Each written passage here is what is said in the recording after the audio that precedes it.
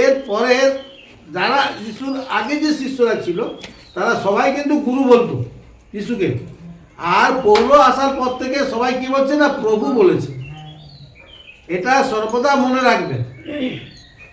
জন, তারপর আর যারা যারা আগে যে শিষ্যগুলো ছিল তারা সর্বদা যিশুকে গুরু বলতেন, কারণ যিশুর কাছ থেকে অন্ধকার থেকে তারা আলো এসেছিল, সেই জন্য তাকে যে শিক্ষা পেয়েছিলেন তারা গুরু বলছিল।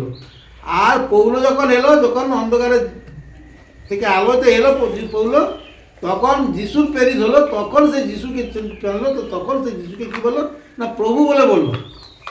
তাহলে আমরা সেই প্রভুকে যেন আমরা না বলি, আমরা ঈশ্বরে আছি, আমরা কি আছি না প্রোটেস্ট্যান্টে আছি আমরা, সেই জন্য সর্বদা আমরা যিশুকে যেন প্রভু কোনোদিন না বলি। প্রভু বললে তার কার্য আলাদা হবে।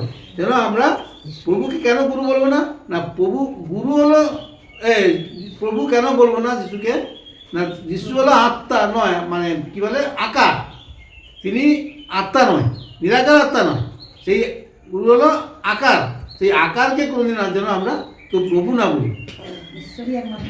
একমাত্র ঈশ্বরই প্রভু, তাকে চোখে দেখা যায় না।